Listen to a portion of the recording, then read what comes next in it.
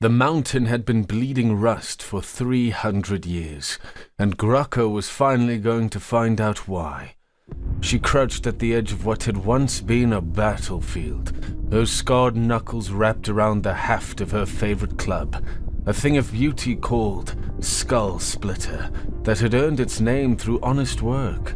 Around her, a dozen goblin scavengers picked through the detritus of some ancient wall like carrion birds with opposable thumbs. Chief! Zeg's reedy voice cut through the morning air. The scrawniest goblin in the tribe came scrambling over a pile of corroded armor, his ridiculous fake spectacles, salvaged from some long-dead scholar, sliding down his warty nose. Chief! Oh, you gotta see this! Grucker sighed. Zeg found something worth shouting about roughly every 10 minutes.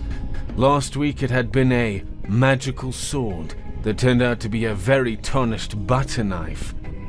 If it's another spoon, Zeg, I'm using your head for drum practice. No, look! He thrust a piece of parchment at her, yellow with age but somehow still intact. Strange symbols marched across it in orderly rows. Not the chaotic scroll of goblin writing, but something precise, musical. It's covered in these little dots and squiggles. Very organized squiggles. Grucker squinted at the parchment. She could read, barely, but this wasn't any language she recognized. Looks like bird droppings to me. That's what I thought, but look where I found it. Zeg gestured wildly toward a section of the mountainside where the rust bleeding had worn away centuries of accumulated dirt.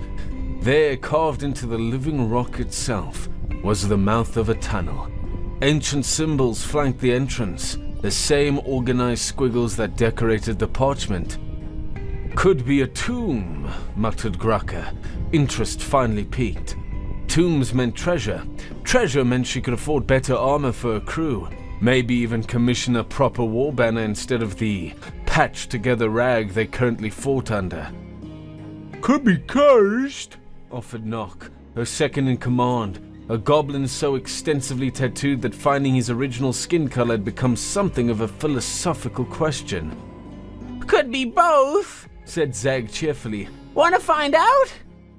20 minutes later, they stood before a pair of bronze doors that had somehow resisted 3 centuries of mountain weather. The metal gleamed as if it had been polished yesterday, and more of those peculiar symbols wound around the frame in spiraling patterns. Right, said Grucker, hefting Skull Splitter.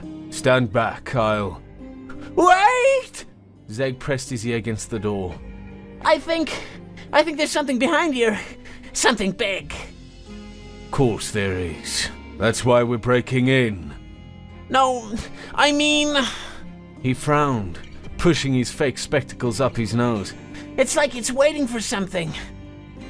Grucker had survived 15 years as a goblin war chief by thrusting her instincts, and right now her instincts were telling her that Zeg might actually be onto something.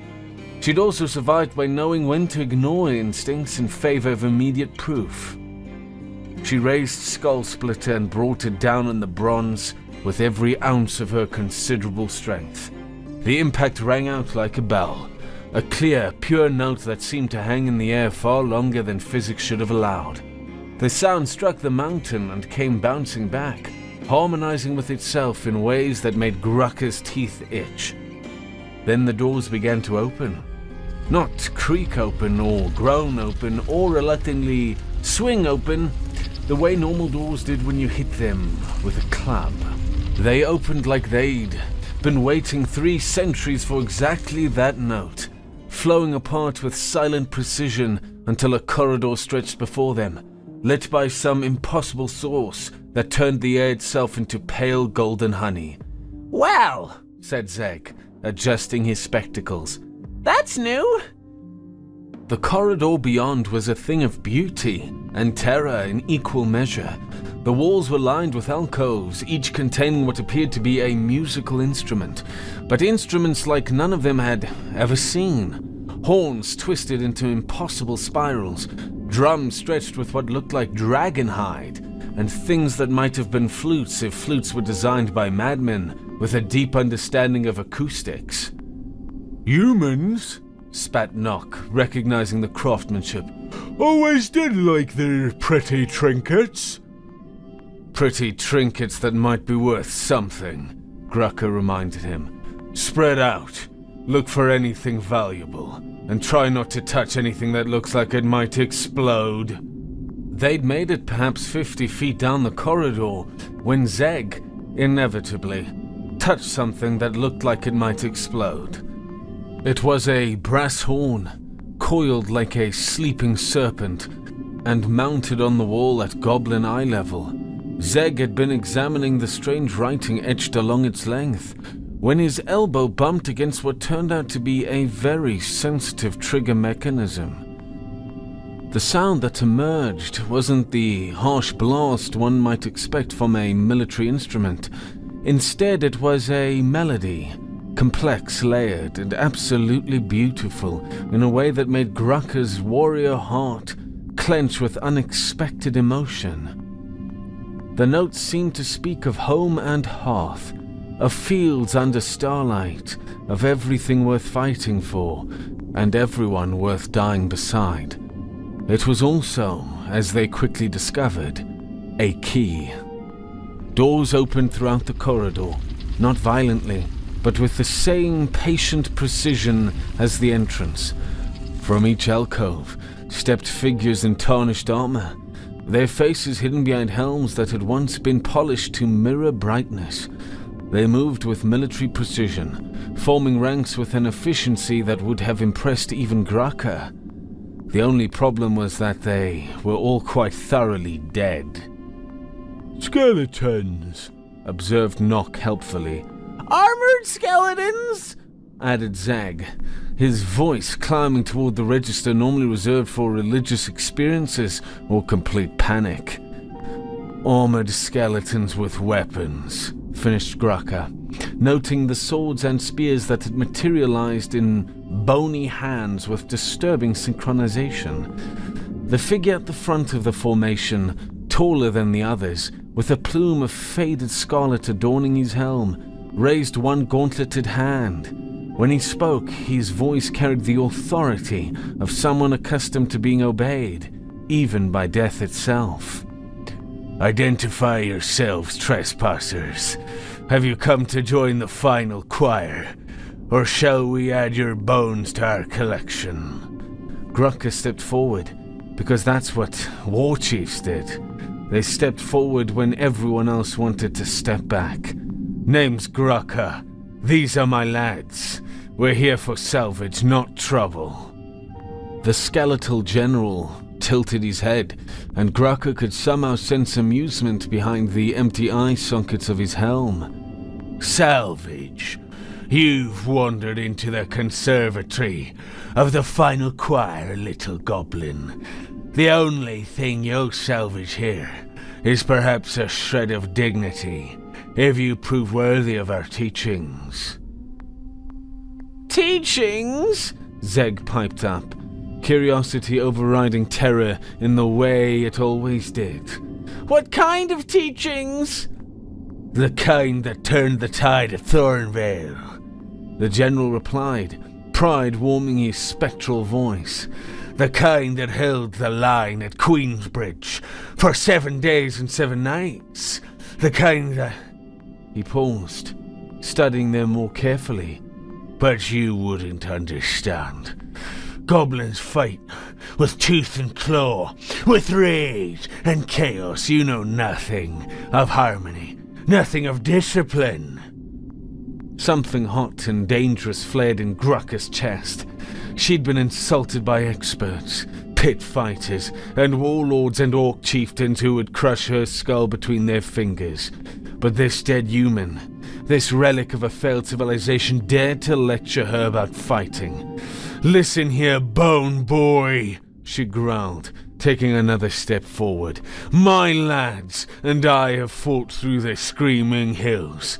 We've held the pass at Grimjaw Canyon against a full orc warband. You've brawled. the general interrupted, somehow managing to sound bored despite lacking vocal cords. You've engaged in crude violence with no thought for strategy, no consideration for your fellow warriors, no understanding of the greater symphony of battle. You're not soldiers. You're brutish chaos and scrappy luck. The insult hung in the air like a challenge. Around the corridor, the other skeletal warriors stood at perfect attention, waiting for orders that might or might not come. Grucker felt her crew tense beside her, hands drifting toward weapons. Then Zeg, bless his scrawny hide, asked exactly the right question. What's the greater symphony of battle? The general's helm turned toward him, and for a moment, the corridor fell silent except for the distant sound of wind through mountain pass. When he spoke again, his voice carried a different quality, not the bark of command, but the patient tone of a teacher who had found an unexpected student. Everything is rhythm, little tinkerer. The march of feet, the clash of steel, the beating of hearts in the moment before the charge. Humans learnt long ago that an army which moves as one fights as one. We turned warfare into art, and art into victory. He gestured toward the instruments lining the walls. These are not decorations. These are weapons. Tools of coordination and morale, precision and timing. The horn your friend sounded, that was our morning call. The song that woke the garrison and prepared them for the day's battles. Each note carries meaning, each rhythm a command. Commands? Grucker found herself interested despite her irritation. What kind of commands? Simple ones at first. March tempo, battle pace, the signal to form ranks, to charge, to retreat in good order. The general's voice grew wistful. Humans used music to inspire their knights and unify their armies. Music was our code for conduct. The general sighed with nostalgia. But the final choir knew greater songs. We could turn a rout into a rally with a single verse. We could coordinate cavalry charges across a battlefield with nothing but drum cadence. We made music from warfare and warfare from music. Prove it, said Grucker. The general went very still. I beg your pardon. You heard me. Prove it. Show us this great human discipline you're so proud of. Because from where I'm standing, all I see is a bunch of dead soldiers hiding in a hole in the ground. For a long moment, the only sound in the corridor was the distant drip of water on stone. Then the general began to laugh, a sound like winter wind through bare branches, but somehow warm. Oh, little goblin, you have no idea what you're asking for. He raised his sword, and the blade caught the golden light like captured starfire. Very well, but know this. The symphony of fire sleeps deeper in these halls. If you prove unworthy of the final choir's legacy, it will wake. And when it wakes... He let the threat hang unfinished, then brought his sword down in a sharp salute. The motion was precise, elegant, and absolutely beautiful in its economy of movement. Only the most tuned soldiers will survive. Grucker had fought in gladiator pits, where the sand was soaked with the blood of 100 champions. She'd led cavalry charges against fortified positions and lived to tell the tale. She'd once arm wrestled a hill giant to a draw and only cheated a little bit. None of it had prepared her for trying to teach goblins how to march in time. Left, right, or... General Vorik's voice echoed through the training chamber, somehow managing to sound exasperated despite being produced by a skeleton who technically didn't have lungs. No, Nook, you're rather left. Zeg, you're dragging behind. This is supposed to be a march, not a funeral procession. The skeletal general had introduced himself properly once it became clear they were serious about learning. General Marcus Varick, 3rd Battalion of the Royal Engineers, last commander of the final choir, and, as he put it with grim humor, current instructor of the most hopeless recruits in the history of military education. This is ridiculous, panted Nock, sweat streaming down his tattooed face as he tried to keep pace with the goblin next to him. We're fighters, not dancers. Fighting is dancing. Varick snapped back. It's the dance of death. And if you can't keep the rhythm, you'll be dancing to someone else's tune, again, from the top. They'd been at it for 3 hours. 3 hours of stumbling over their own feet, bumping into each other, and discovering that synchronized movement was apparently the most difficult thing in the known universe. But slowly, painfully, incrementally, they were getting better. Grucker wiped sweat from her brow and caught herself nodding along to the cadence. There was something hypnotic about it, something that spoke to a part of her warrior's heart she'd never recognized before. The steady beat, the shared rhythm, the way her crew was beginning to move as a single organism instead of a collection of individuals. Chief! Zeg appeared at her elbow, clutching one of the strange spiral horns from the wall displays. I think I figured something out. She glanced at the instruments in his hands. Please tell me you didn't break it. No. Well, maybe a little. But look! He pointed at the symbols etched along the horn's length. These aren't just decorations. They're instructions. Like a recipe, but for sound. Grucker squinted at the markings.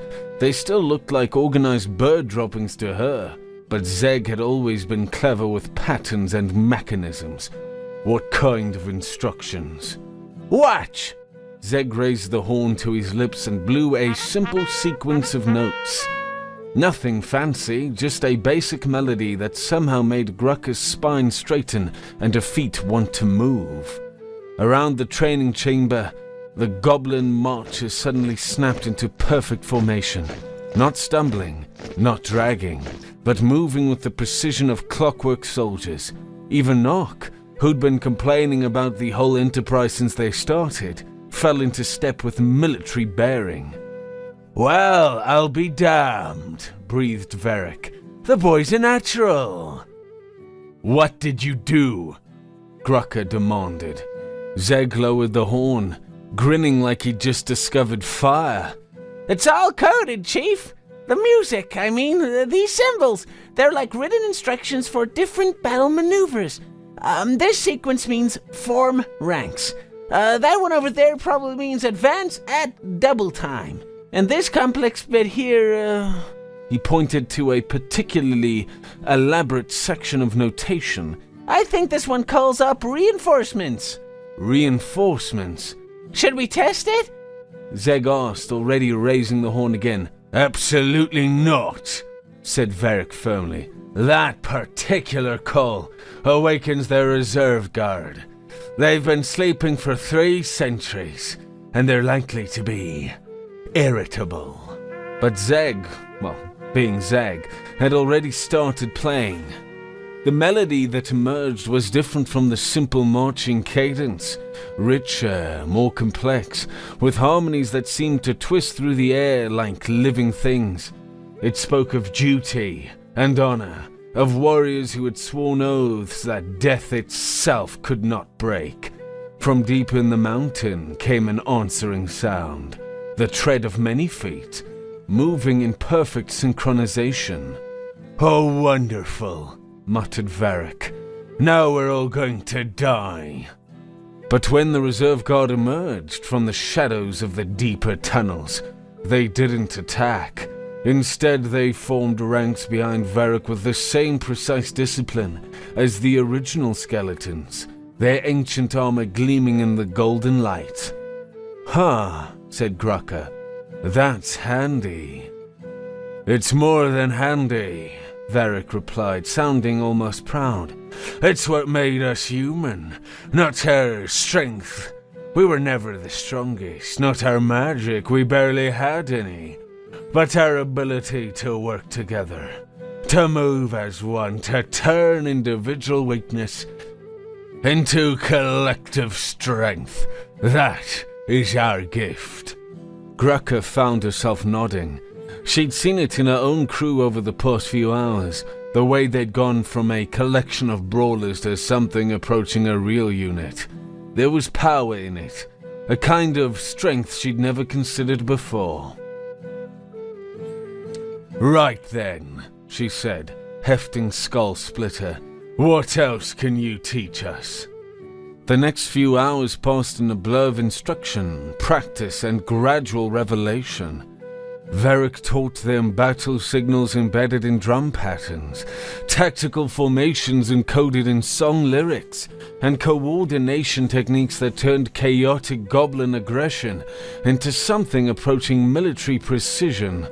Zeg proved to have an almost supernatural gift for the musical side of things, quickly mastering instruments that had taken human soldiers months to learn. More importantly, he began to understand the deeper principles, the way rhythm could synchronize heartbeats, how certain frequencies could boost morale or spread fear, why humans had turned music into a weapon of war. It's not just about the sound, he explained to Grucker during a brief rest. it's about connection. When we're all moving to the same beat, we're not separate fighters anymore. We're part of something bigger. "The goblins are learning faster than I expected," Varric admitted quietly. "They have good instincts, even if their technique needs work. Your Zeg especially. He's grasping concepts that took my best recruits weeks to understand." Grucker felt a surge of pride. Always said he was clever. Clever, yes. But more than that, he understands the heart of what we were trying to do. Music isn't just art, it's technology, a way of transmitting complex information instantly across a battlefield. A method of coordinating attacks without shouting orders that the enemy can hear. A tool for... He stopped mid-sentence, his skeletal head tilting as if listening to something beyond normal hearing. "What is it?" Grucker asked. "Footsteps," Varric said grimly. "Many footsteps, and they're not keeping time." From somewhere above them came the sound of voices, harsh, argumentative, distinctly goblin. Voices engaged in the kind of loud disagreement that usually preceded violence. "Rival warband," Grucker growled, recognizing the signs. "They must have followed our trail." "How many?" asked Varric. Grucker listened carefully to the chaos echoing down from the entrance. "Sounds like Throg's crew.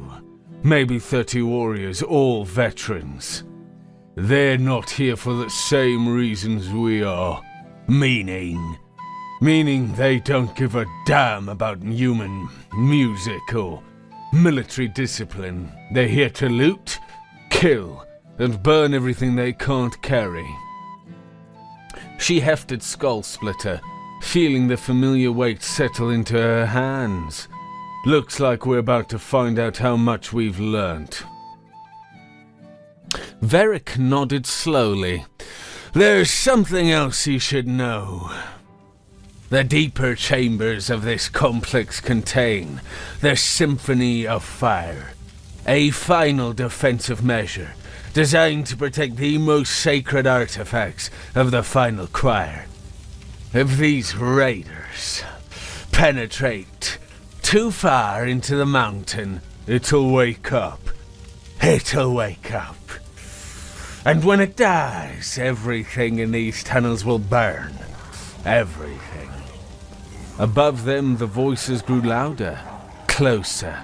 Grucker could make out individual words now. Threats, boasts, the usual pre-battle posturing that goblins use to work themselves into a proper fighting frenzy.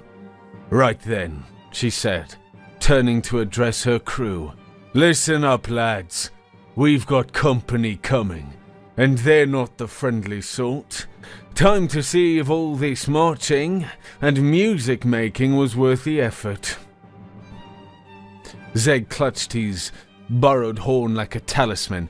What do we do, Chief? Grucker grinned, feeling the old familiar fire kindling in her chest. But this time, it was different. Controlled, focused, part of something larger than her own personal bloodlust. We show them what the final choir was really about, she said. We give them a concert they'll never forget. The first of Throg's raiders appeared at the entrance to the training chamber, just as Grucker raised Skull Splitter in the signal Verica taught her. Behind her, her crew fell into formation with precision that would have made their ancestors weep with pride. And for the first time in 3 centuries, the final choir prepared to sing again. Deep in the mountain's heart, mechanisms that had slept for centuries began to stir. Pipes groaned as ancient furnaces ignited. Gears clicked and whirred as clockwork orchestras prepared for their grand finale. And through it all, a sound like the breathing of some vast, musical dragon echoed through the corridors of the crypt. The symphony of fire was waking up, and it sounded like the end of the world tuning its instruments. Well, said Zeg, adjusting his spectacles as the floor vibrated beneath their feet. this is less than ideal. Above them, Throg's raiders had smashed through the outer defenses with the subtlety of a landslide. They'd ignored the musical instruments, dismissed the skeletal gods as dusty old bones, and proceeded to trigger every single trap, alarm, and defensive mechanism in the complex through sheer, bloody-minded determination to loot everything in sight. Idiots, Grucker muttered, listening to the chaos echoing down from the upper levels. Don't they realize what they're doing? Goblins rarely do, Veric observed dryly. Present company excluded, of course, for the most part. The general had led them deep into the mountain, past chambers filled with instruments that defied descriptions, and training grounds where the echoes of ancient battles still seemed to linger in the air. Now they stood at the entrance to the final chamber, a vast space that opened before them like the inside of some impossible cathedral. The symphony of fire occupied the center of the chamber, like a mechanical god. It was part organ, part siege engine, and part work of art. A towering construction of brass and steel that rose from floor to ceiling in spiraling tiers. Hundreds of pipes jutted from its sides at impossible angles, while keyboards and percussion arrays were built into its base. Steam hissed from vents along its flanks, and the air round it shimmered with heat distortions. Beautiful, breathed Zeg. terrifying, but beautiful. It was meant to be both, Varick replied. The final choir's last resort. A weapon that could level a city or inspire an army, depending on who was playing it and what song they chose. And it's waking up because those idiots upstairs can't tell the difference between a door and a trap trigger, Grucker said grimly. As if summoned by her words, the first of Throg's raiders burst into the chamber. They were bigger than Grucker's crew, scarred and brutal looking even by goblin standards. armed with the kind of weapons that prioritized intimidation over practicality. Well, well, Called their leader, a massive goblin with file teeth and arms like tree trunks. if it isn't little Graka and her pet weaklings, come to steal our treasure, have you? Your treasure. Grucka stepped forward, skull splitter balanced easily in her hands. Throg, you bloated sack of ambition. This mountain was ours first. We opened it. We explored it. We earned what's here. Throg laughed, a sound like boulders rolling down a cliff. Earned! You always were too soft, Graka. Treasure belongs to whoever's strong enough to take it. And right now... He gestured to ease 30 warriors, who spread out in a rough semicircle around the chamber's entrance. That's us. Is it though? The voice that spoke wasn't Graka's, or Throg's, or any of the other goblins present. It was Varric, stepping forward with the kind of casual authority that made even veteran raiders take notice. Who's the skeleton? Throg demanded, squinting at the general's ancient armor. Someone who's forgotten more about warfare than you'll ever know, Varric replied coolly. Tell me, Throg of the Iron Teeth, are you familiar with the concept of tactical disadvantage? Throg spat. I'm familiar with the concept of dead things, shutting up before I make them deader. Fascinating. Because from where I stand, you've just brought 30 warriors into a confined space with limited exits.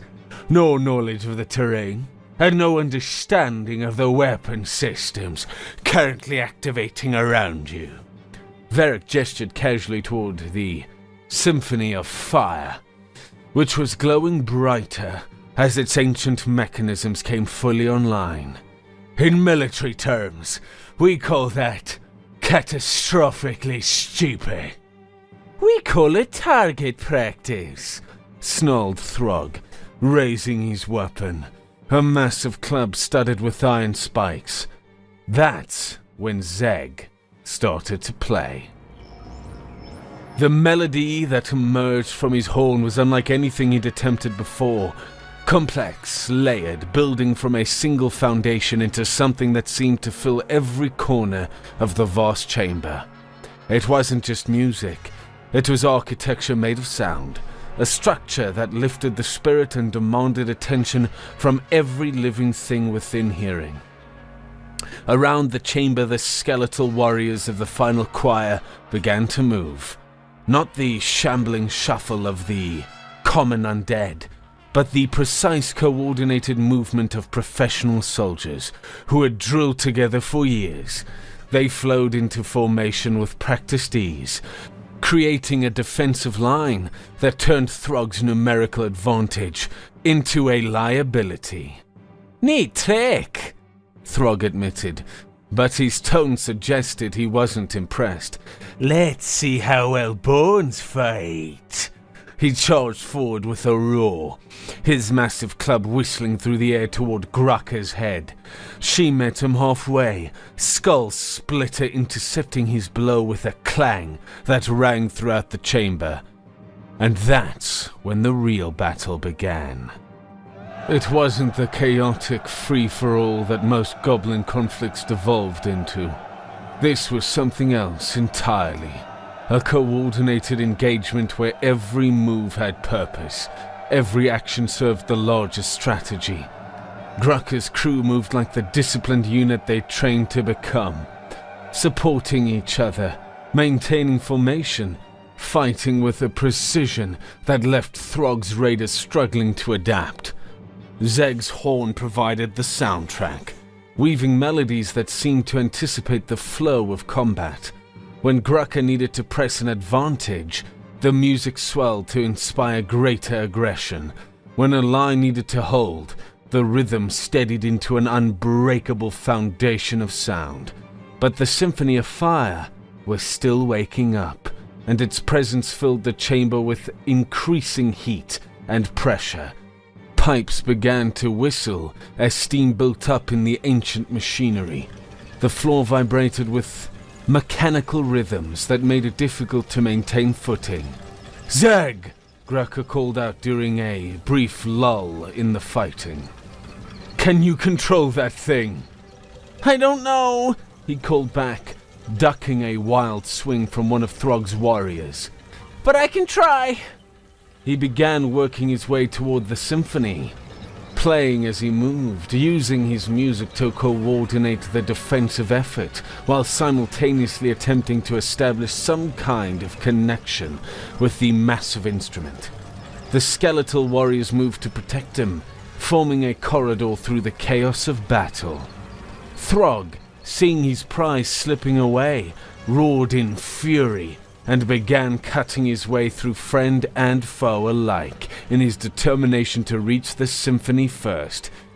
"You want to play music?" he bellowed, blood streaming from a dozen minor wounds. "I'll show you music." He reached the symphony's base and began hammering at its keyboards with his massive fists, producing a discordant cacophony that made everyone in the chamber wince. The ancient instrument responded by belching gouts of superheated steam and ratcheting its mechanical voice up to truly dangerous levels. "Stop!" Zeg shouted. "You're going to!" The symphony of fire erupted. What followed was less a song than a force of nature. Sound became solid, heat became visible, and the line between music and destruction disappeared entirely. The chamber filled with a roar that seemed to come from the mountain itself, while jets of flame shot from the instrument's pipes in patterns that would have been beautiful if they weren't so utterly lethal. Throg's warriors scattered, screaming, as the floor beneath their feet began to glow with radiant heat. Some fled toward the entrance, only to find their escape route blocked by fallen stone. Others pressed themselves against the walls, seeking any shelter from the infernal orchestra that now dominated the chamber. But Zeg, somehow, had found the rhythm. Standing at the symphony's base, his small form dwarfed by the mechanical giant, he played his horn in counterpoint to the instrument's chaotic voice, not fighting it, but joining with it, adding structure to its wild song. The flames began to follow patterns, the steam vented in controlled bursts, and slowly, impossibly, the symphony's voice modulated from destructive cacophony into something approaching music. "That's it!" Varric called out, his skeletal voice somehow carrying over the din. "Don't fight it! Conduct it! Make it sing your song!" And Zeg did, with courage that would have impressed the bravest human warrior. He stepped forward and placed his hands on the symphony's primary keyboard.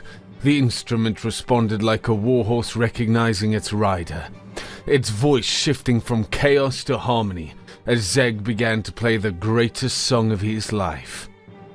The melody that emerged was everything the final choir had ever been, noble and fierce, disciplined yet passionate, beautiful in a way that transcended species or circumstance. It spoke of warriors who had sworn oaths that death could not break, of causes worth dying for and friends worth living beside. Under its influence, the chamber transformed. The scattered riders found themselves moving in unconscious rhythm, their aggression fading as the music worked its ancient magic.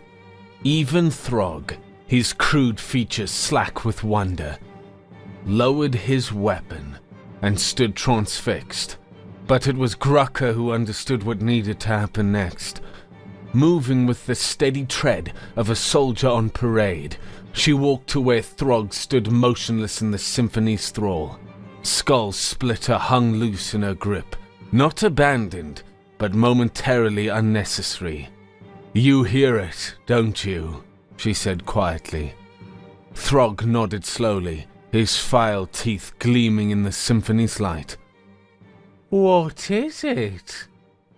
It's what we could be, Grucker replied. All of us. Not just raiders scratching for scraps, but something more. Something worth being. She gestured to her crew, still maintaining formation despite the chaos around them. Look at them, Throg. Really look. They're not the same goblins who walked into this mountain. They're better. Stronger. Not because they've learned to fight. They already knew that. But because they've learned to fight together. The symphony's song reached a crescendo, and for a moment the entire chamber seemed to hold its breath. Then slowly, the music began to fade as Zeg brought the ancient instrument under full control. In the silence that followed, Throg looked around the chamber, at the skeletal warrior standing at attention, at Grucker's disciplined crew, at the wonders of human engineering that surrounded them. When he spoke, his voice was thoughtful in a way Grucker had never heard before. The humans did this? All of this? The humans built this, Varric said, stepping forward with his sword sheathed and his hands empty. But they built it for the same reason your people fight. To protect what matters. To stand together against the dark. To leave something behind that's worth remembering. Throg was quiet for a long moment. Then he dropped his club, the sound echoing strangely in the vast space. Teach me, he said simply. Grucker smiled, not the fierce grin of a warrior, but something warmer and more complex. Teach us all. 6 months later, travelers on the mountain road between Grimjaw Canyon and the Screaming Hills began reporting strange sounds echoing from the peaks above.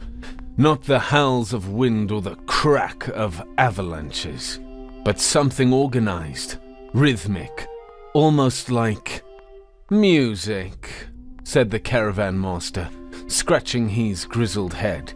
Goblin music, if that ain't a contradiction in terms. But it wasn't a contradiction. From the ancient fortress that crowned the rust-bleeding mountains, the sound of disciplined voices could be heard for miles. Goblin voices raised in harmony, keeping time to the beat of properly tuned drums.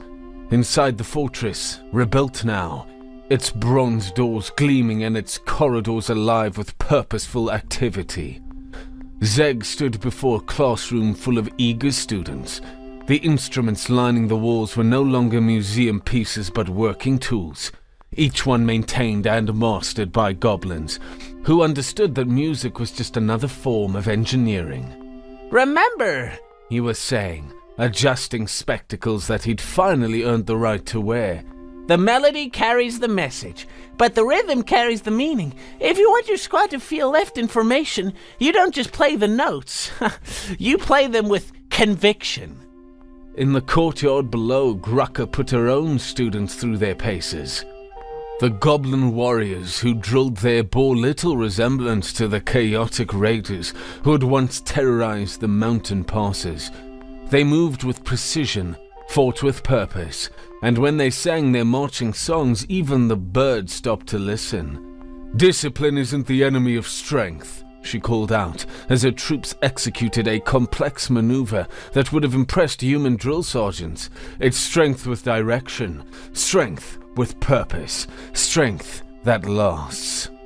At the head of the courtyard, a banner flew in the mountain wind, not the patched rag that Grucker's old crew had fought under, but something new, a standard that bore the symbols of two traditions, goblin and human, woven together into something that honored both while belonging fully to neither. General Varric stood beneath that banner, his skeletal form somehow more solid than it had been in the crypts below. The final choir had found new voices, and in teaching them, he had found new purpose. "The song doesn't end," he had told them in those final moments before his form began to fade. "It just gets passed on." He'd been wrong about the fading part. The dead general remained, bound now not by ancient duty, but by new purpose. The final choir lived again, and as long as it continued to sing, Marcus Varick would remain to guide its voice. From the fortress gates, the sound of marching feet announced the return of a patrol. But these weren't raiders coming home from pillaging. These were peacekeepers, goblins who ventured out into the world to settle disputes, protect trade routes, and demonstrate that strength and honor weren't mutually exclusive concepts. They marched in perfect formation, their voices raised in a traveling song that spoke of home and duty, of bonds forged in common purpose. At their head rode Throg, his massive frame somehow dignified by proper armor and disciplined bearing. "Report," called Gruck as the patrol approached. "Merchant caravan ambushed in dreadful pass," Throg replied, his voice carrying the crisp precision of a professional soldier. "Bandits scattered, cargo recovered, traders safely escorted to their destination, no casualties on our side." "And the bandits?" Throg's smile showed teeth that were still filed, but now gleamed with pride rather than menace. "Let's just say they're very interested in learning more about our recruitment policies." Grucker nodded approvingly. The mountain fortress had become more than a stronghold. It was a school, a embassy, and a symbol all rolled into one. Goblins came from across the known world to learn the disciplines of the final choir, and most left as better warriors and better people than they'd arrived. But perhaps most importantly, they left with songs. The melodies spread like wildfire through goblin communities, carrying with them new ideas about cooperation, discipline, and the power of standing together. Trade routes that had been plagued by raiders for generations suddenly became safe. Tribal conflicts that had raged for decades were resolved through negotiation rather than bloodshed. The chaos that had defined goblin society for millennia slowly gave way to something approaching civilization. And at the heart of it all, in a mountain fortress where the dead taught the living and music was the strongest weapon of all, the final choir sang on. "You know," Zeg said to Grucker, one evening as they stood on the battlements, watching the sun set over the world they were helping to change, "I don't think the humans ever really died." Grucker raised an eyebrow. "What do you mean?" Zeg gestured toward the courtyard below, where young goblins were practicing formation drills while their instructors called out corrections in voices that carried both goblin pragmatism and human precision. "They left something behind. Not just weapons or buildings, but ideas, ways of thinking, ways of being." "And now those ideas live in us," Grucker mused. "Exactly." Zeg adjusted his spectacles, a habit he developed when deep in thought. "We're not trying to become human. We're becoming something new. Something that honors what they were, while remaining true to what we are." From the fortress below came the sound of evening songs, goblin voices raised in harmonies that would have made the original final choir proud. The melody spoke of home and family, of duty and honor, of the bonds that held communities together and the courage required to build something lasting. "The song doesn't end," Grucker said quietly, echoing Varick's words. "No," Zeg agreed. "It just finds new voices to carry it forward." And in the gathering darkness, with stars beginning to appear above the mountain peaks, the newest chapter of the final choir story continued to unfold. It was a story of redemption and transformation, of the way that good ideas could transcend the boundaries of species and circumstance. But most of all, it was a story about the power of harmony, the strength that came not from individual prowess, but from voices raised together in common cause.